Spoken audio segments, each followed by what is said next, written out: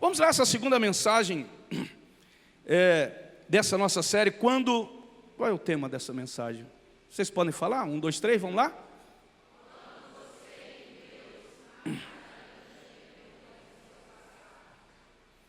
Quando você crê em Deus, mas ainda tem vergonha do seu passado. Há pessoas aqui nessa noite, e quando eu estava ali louvando a Deus, Deus me revelava isso.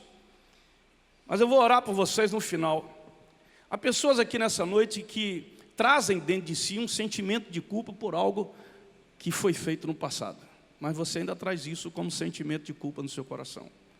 Há pessoas aqui que foram, de alguma forma, abusadas, de alguma forma emocionalmente, e que trazem essa dor no seu coração. Toda vez que você lembra do que aconteceu com você no passado, você se entristece, você chora, você se fecha, você não quer se abrir, você não compartilha. Aquela dor está dentro de você, impedindo você de alcançar coisas maiores de Deus. Mas nessa noite, Deus quer trazer a sua cura, a sua libertação em nome de Jesus, amém? Você vai sair daqui para voar, para a glória do nome do Senhor Jesus. Olha o que diz a palavra de Deus, de Paulo, escrevendo ao 2 Coríntios 5,17, a sua segunda carta, diz assim: portanto, se alguém está em Cristo, é o quê? É uma nova criatura, e as coisas antigas já passaram, surgiram coisas novas. Só quem está em Cristo. Quem está em Cristo é nova criatura. O que era passado, passou. Surgiram coisas novas. Essas coisas novas não vieram da terra. Essas coisas novas vieram do céu, do Pai, para mim e para você. Aleluia. O problema da vergonha é que milhares de pessoas morrem aos poucos dentro desse túmulo chamado vergonha. É verdade. As pessoas guardam isso dentro de si, como se elas tivessem aberto um túmulo e colocasse aquilo ali dentro e jogasse areia em cima, para que aquilo ninguém ficasse mais sabendo, para que você mesmo pudesse esquecer aquilo ali, como se isso fosse possível. E muita gente vive assim, infelizmente. Pessoas que vivem com vergonha do seu passado, de pecados do passado, da juventude, da adolescência, até mesmo de passado recente, dos adultos. Pessoas que vivem com vergonha da sua condição financeira precária, das dívidas. Pessoas que vivem com vergonha da situação que de repente você tem vivido e que você tem vergonha dela. Muita gente tem vivido nessa dimensão. Pessoas que sofrem a culpa de terem sofrido algum tipo de abuso. Elas se culpam por terem sofrido algum tipo de abuso, como se elas fossem culpadas. Mas elas trazem isso dentro dela. Isso tem sido terrível para essas famílias, para essas pessoas. E muitas delas estão nas igrejas, buscando em Deus essa libertação, essa cura, mas eu creio que nessa noite Deus tem uma chave especial para você em nome de Jesus. Amém? Em geral, a culpa, ela segue um ciclo de autorrecriminação e de mentiras que a gente conta para nós mesmos. Nós vivenciamos um acontecimento doloroso. Cremos numa mentira de que somos nossa dor e o nosso fracasso. A sua identidade é a sua dor, a sua identidade é o seu fracasso. Isso não é uma verdade. Não é uma verdade. A dor que você teve, o fracasso que você vivenciou, não é a sua identidade. A sua identidade é uma nova criatura. Em nome de Jesus. O sentimento de vergonha que prende as pessoas na armadilha maligna. Satanás é estrategista para isso. De nos fazer acreditar que eu nunca vou conseguir me recuperar disso. Pastor, eu já fiz de tudo para tentar me recuperar disso, eu não consigo. Mas eu quero te dizer que o Deus que você veio buscar aqui, querido, não há nada impossível para esse Deus. E aí a Bíblia diz, se você crê, tudo é possível ao que crê. Eu não quero que você desista de crer. Eu não quero que você diga que crê em Deus, mas ainda pense que a situação não tem como recuperar. Não tem como, pastor. Tem sim, em nome de Jesus. Sua dor do passado não pode se tornar sua identidade do presente. Você está comigo aqui? Em nome de Jesus, esse ciclo de mentira que nós contamos para nós mesmos, muitas vezes influenciados pelo próprio poder de Satanás, para dizer que eu sou aquilo, e eu não sou. Eu passei por aquilo, mas eu não sou aquilo, em nome de Jesus. E Deus está aqui como minha testemunha. Amém, queridos? Muita gente machucada vive debaixo dessa dor não curada. E nessa noite, Deus vai ministrar ao teu coração e trazer um azeite fresco sobre a sua alma, em nome de Jesus. Há solução, existe uma saída. Pode ser diferente para cada um, mas pela graça de Deus eu tenho certeza que existe uma saída para você. Eu tenho certeza nisso. Os cristãos ateus, eles vivem como se Deus não existisse, porque no ciclo da sua vergonha, eles não conseguem continuar crendo que Deus existe, para poder libertá-lo, curá-lo, daquela situação, daquela dor, que ele viveu, mas que se reflete no seu presente, se reflete nas suas ações, se reflete nas suas escolhas, nas suas decisões. E aí ele é um cristão ateu, porque ele crê em Deus, mas ele não vive como se esse Deus tivesse poder para poder curá-lo, libertá-lo disso. Mas quem está em Cristo é uma nova criatura. Amém, queridos? É Jesus que trata, que trabalha com você. Quebre essas algemas. Jesus está te dando a chave na mão hoje para você quebrar essa algema, para você abrir essa algema e dizer assim, olha, eu não vou usar mais essas algemas em nome de Jesus, aleluia. Não vou usar mais. Em Cristo você não é o seu pecado. Ele já te perdoou, louvado seja o nome do Senhor. Você está comigo aqui, querido? Então derrote esse ciclo de vergonha. Declare que Deus já perdoou os seus pecados em Cristo pela graça. Deixa eu te falar aqui algumas coisas para você entender melhor isso.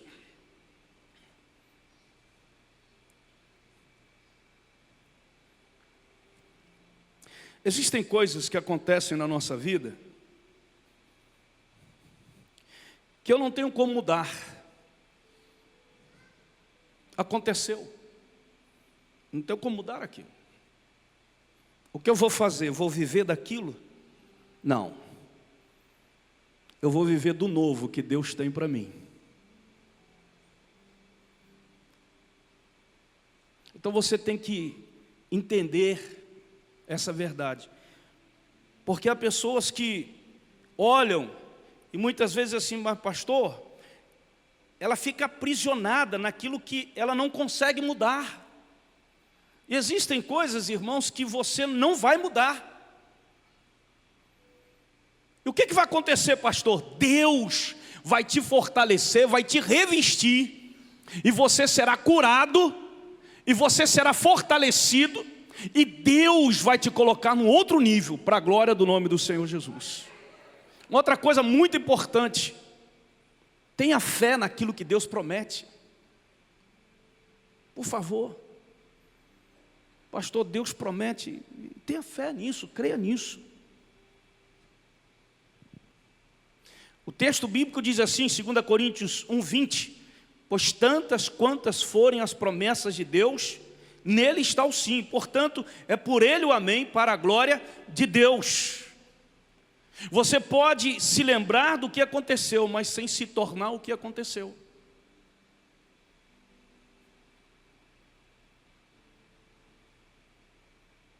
Você pode lembrar do que aconteceu, mas sem se tornar naquilo que aconteceu na tua vida. E hoje nós encontramos dezenas, centenas, quiçá milhares de pessoas que estão vivendo com essas dores. Elas estão sendo as dores. Eu sou a minha dor. Está repreendido em nome de Jesus. Amém? Você não é a sua dor.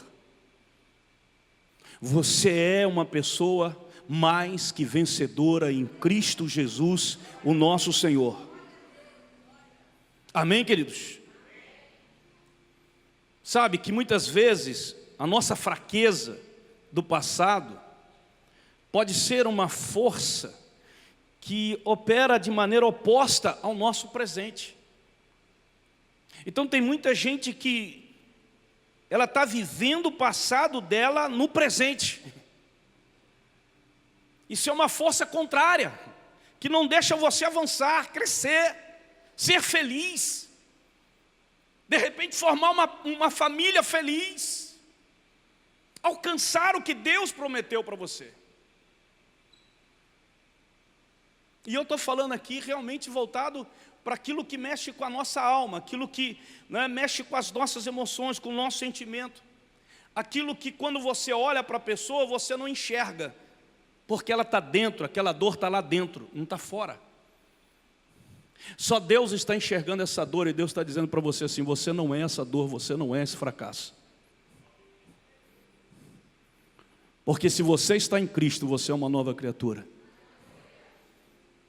Eu estou com você, eu te fortaleço, eu te ajudo.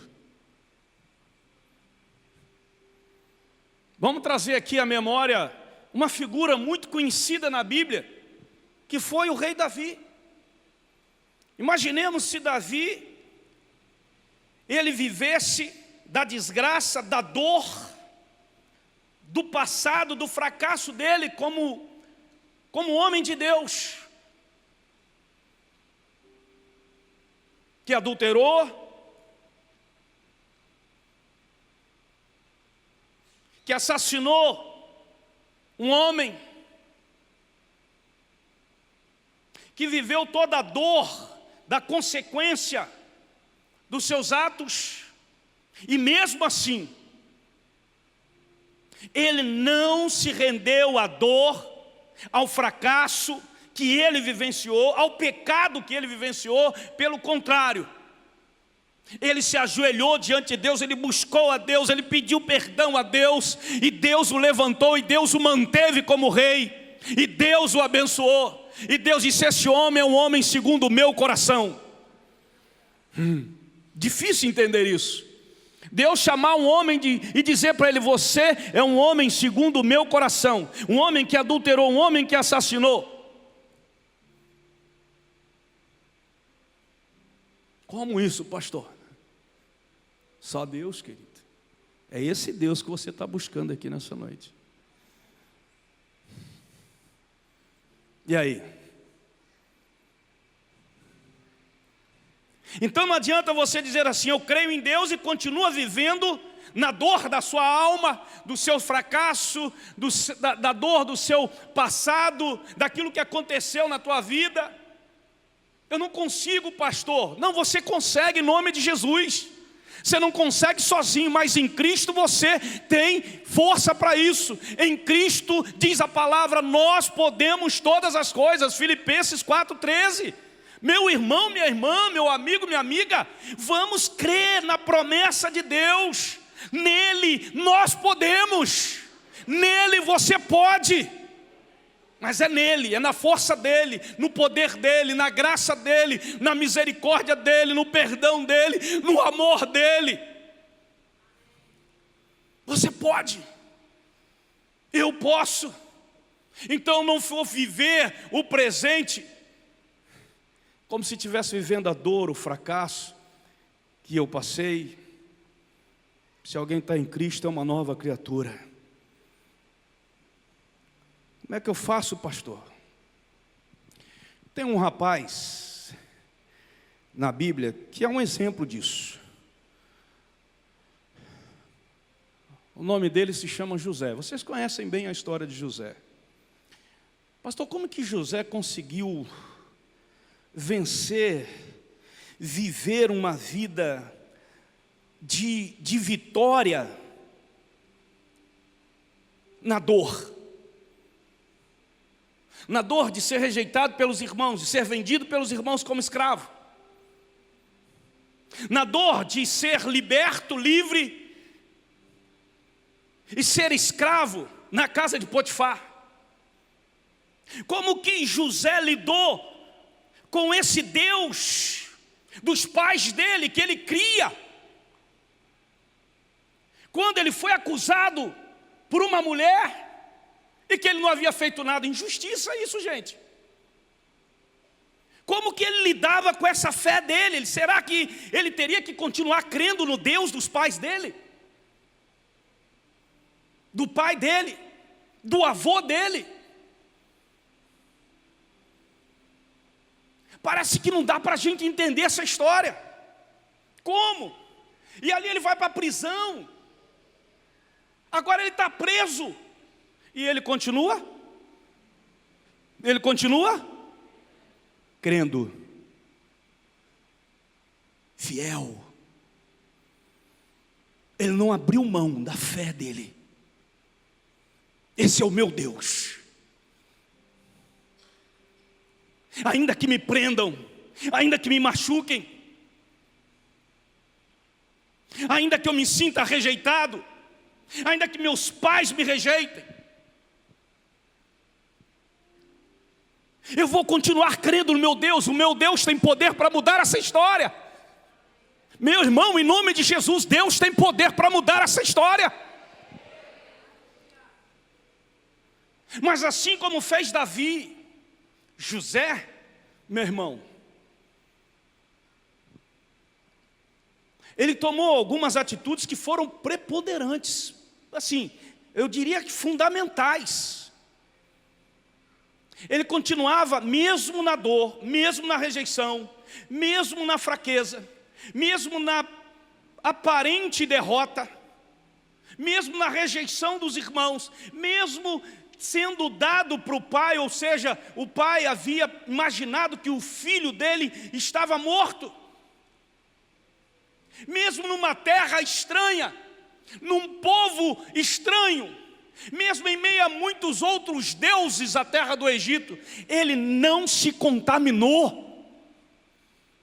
Você não precisa se contaminar para poder você ser liberto, para poder você ser abençoado, para poder você alcançar o que Deus planejou. Não se corrompa, em nome de Jesus. Não corrompa a fé que você tem nesse Deus, os princípios desse Deus na tua vida, na tua casa, na tua família, em nome de Jesus. Você foi alcançado para mudar, para ser diferente, para ser novo. E como é que isso aconteceu? Irmão, José vivia uma vida de intimidade com Deus. Cara, pode acontecer o que for, mas se você tem intimidade com Deus, esquece, você vai vencer. Olha, o texto diz assim: o Senhor estava com José, de modo que este prosperou e passou a morar na casa do seu senhor egípcio. Mesmo na escravidão, Deus o fez prosperar. Mesmo na escravidão, mesmo sendo servo, Deus fez ele prosperar. Porque aonde você estiver, Deus vai fazer você prosperar e vai fazer a pessoa a qual você está servindo prosperar.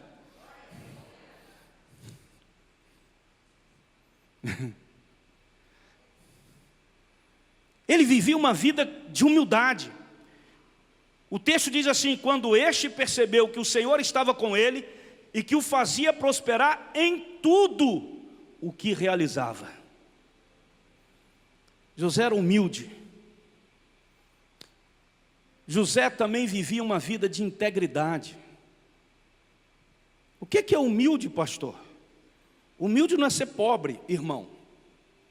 Humilde não significa reconhecer a sua situação e se fazer de vítima dela. O que muita gente faz. Ah, pastor, porque minha situação. E aí as pessoas ficam com pena. Ah, tão humilde aquela pessoa, olha só. Não faça da situação, sabe? Não se faça de vítima. Aconteceu, pastor. Por que isso está acontecendo? Deus tem um propósito na tua vida. Deus tem um propósito para isso. Você é dele. Deus te salvou. Amém? Você acredita nisso? Desse jeito. Outra coisa que ele viveu integridade. Olha o que diz: agradou-se de José, Potifar, e tornou-o administrador de seus bens. Potifar deixou a seu cuidado a sua casa e lhe confiou tudo o que possuía. Gente, só confia tudo o que possui numa pessoa que não é da família mais próximo. Alguém tem que ser muito íntegro, muito leal. Atributos ou características difíceis de se encontrar hoje.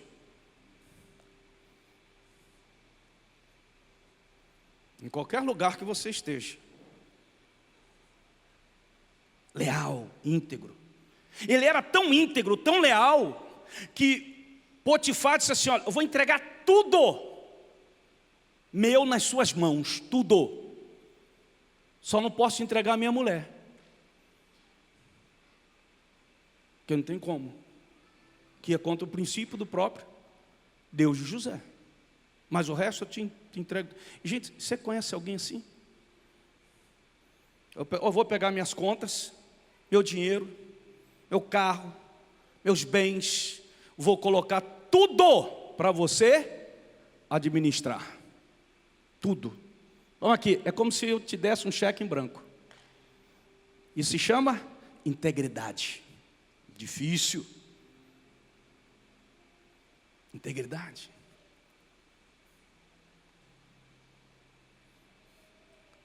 Mas José viveu isso.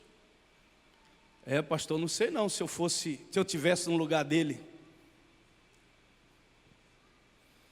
Mas ele era íntegro. Por que ele era íntegro? Por causa de quê, irmão? Fala para mim, por causa de quê? Por causa da fé dele. A fé dele não era uma fé, sabe, emocional, ocasional. Era uma fé firmada em cima de princípios que ele foi ensinado pelo seu pai. Meu filho, seja honesto, seja leal, não se corrompa com outros deuses, não se corrompa com os valores, não se corrompa com os presentes. Não, meu filho, seja leal, seja íntegro. A integridade dele não tinha a ver com o homem, tinha a ver com o Deus que ele servia. Aleluia!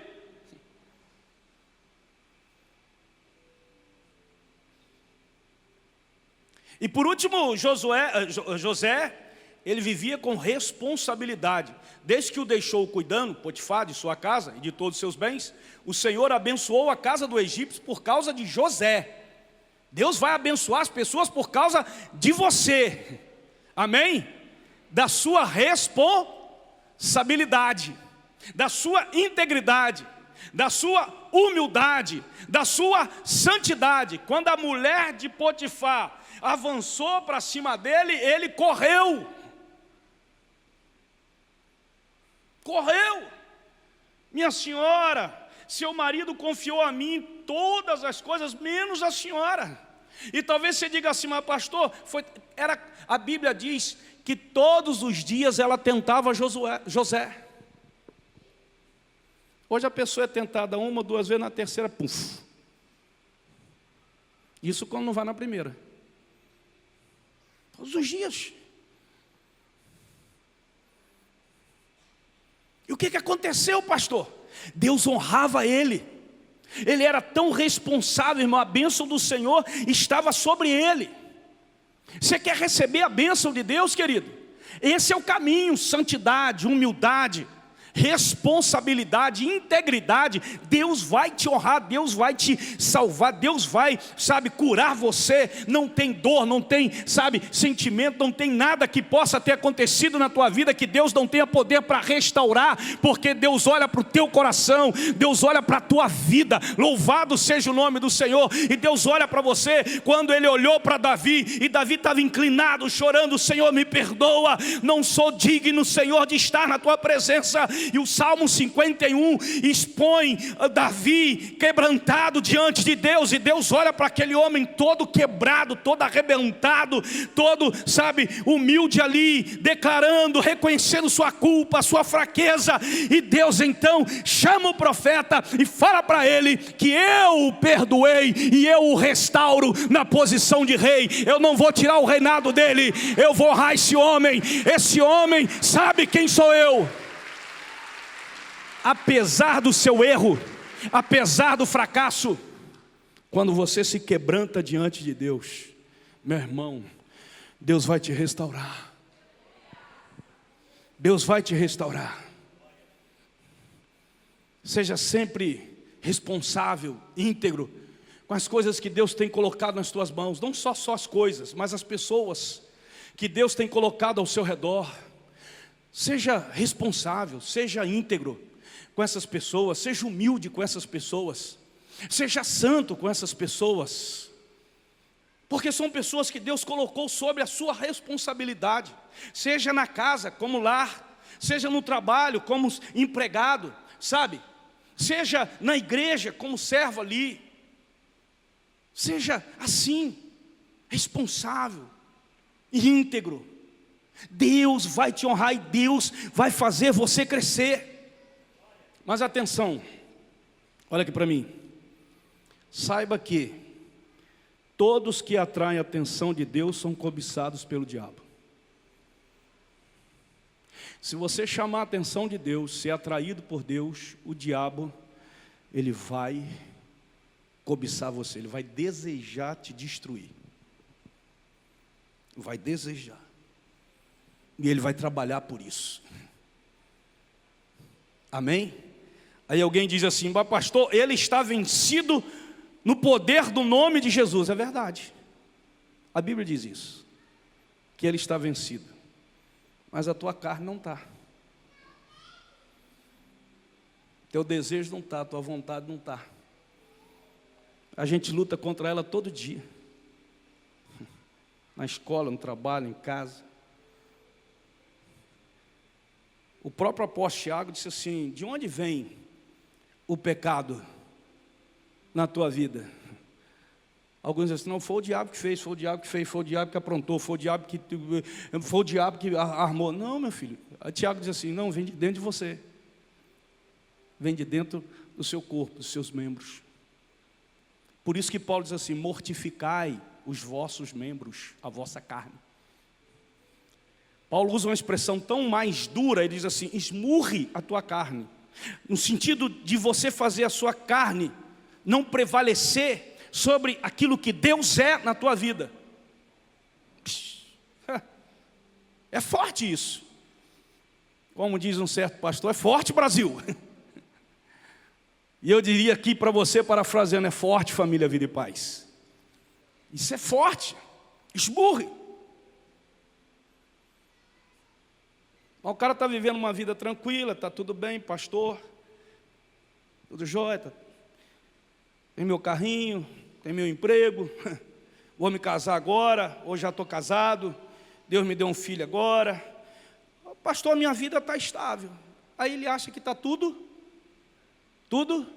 bem. Quando chega a tempestade, já era. Ao invés dele ficar firme, ele se corrompe. Porque enquanto estava tudo bem, ele não se importou em se aproximar mais de Deus, em buscar mais a Deus, em ser mais, investir mais no reino de Deus. Ele só entendia o seguinte: se está tudo bem é porque Deus está me abençoando. E se está tudo mal? O que está acontecendo? Deus se abandonou?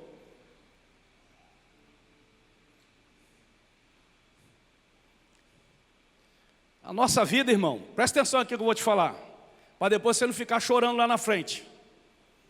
E muitas vezes culpando a igreja, culpando o governo, culpando o pastor, culpando o patrão lá do seu trabalho, culpando o vizinho. A nossa tendência muitas vezes é essa, né?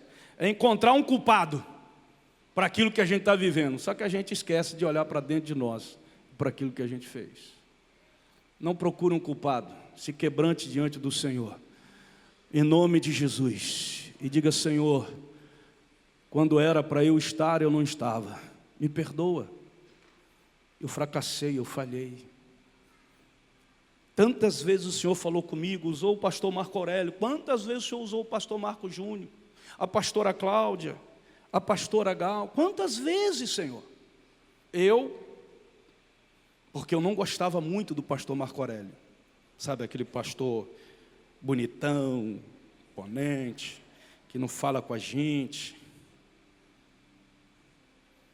Esse falar com a gente não está na que eu procuro falar.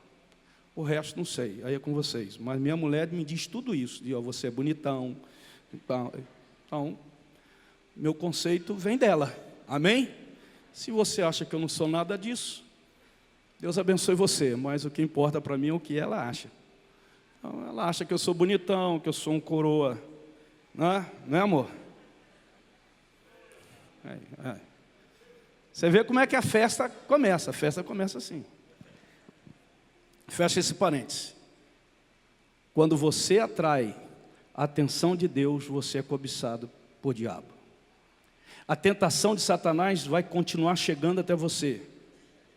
Vai continuar chegando, ele não para. E depois de certo tempo, a mulher de seu senhor começou a cobiçá-lo e o convidou: venha deitar-se comigo, demônio do inferno. Deixa eu falar uma coisa para você, irmão. Ele não vai desistir de você. Não vai. O diabo só desiste daquele que já é dele. Só. Pastor, eu não sou do diabo, não. Eu creio em Deus, pastor. A tentação de Satanás vai insistir contra você. Eu gostaria que você falasse assim: Deus tenha misericórdia da minha vida. Olha o que José falou para a endemoniada da mulher.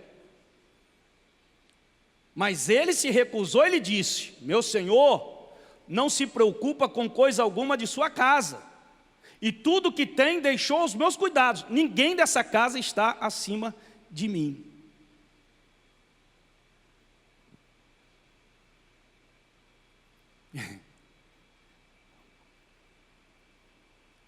Nada.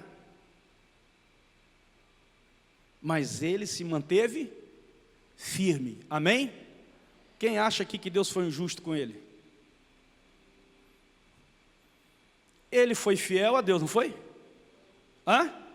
Foi fiel a Deus, não foi? Foi fiel ao patrão dele? Foi. E porque ele foi fiel a Deus e foi fiel ao patrão, ele foi preso. Perdeu o emprego, foi lá para a cadeia. E não é igual as de hoje, que tem lugar para você dormir, tem tudo. As cadeias de hoje é uma maravilha, irmão. Não é não, pastor, o cara sai de lá e continua roubando, matando, estupando. Então o troço lá deve ser bom. Bom, vou fechar esse parênteses que eu não posso misturar uma coisa com outra, me perdoe, irmão. Mas enfim, eu quero fazer a comparação, porque naquela época a cadeia era pior. Muito pior. Foi parar na cadeia. Aí você diz assim: esse Deus é injusto, pastor. Eu fui fiel a ele, fui fiel ao patrão e me colocaram na cadeia. Não parece com algum filme que a gente está vendo no cinema do Brasil? Olha eu entrando aqui de novo no parênteses. Jesus amado do céu.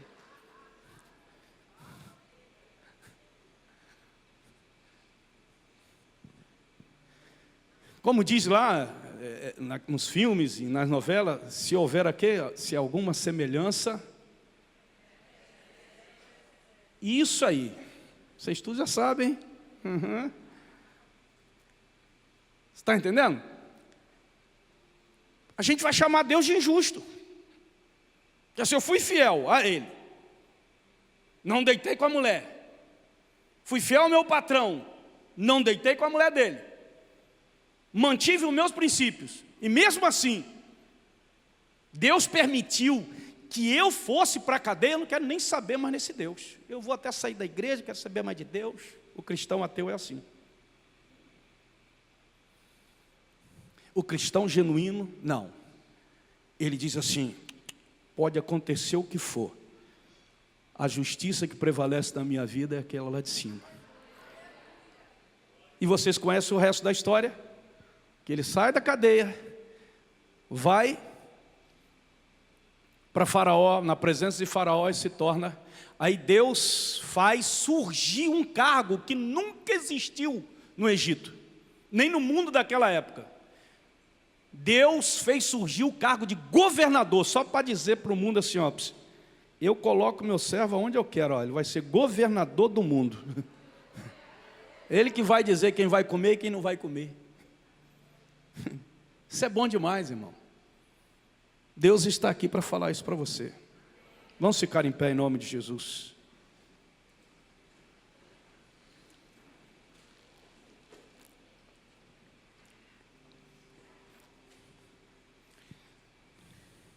Tem uma frase de um dos livros que eu já li, que diz assim: o nosso passado não é a bússola para vivermos o presente,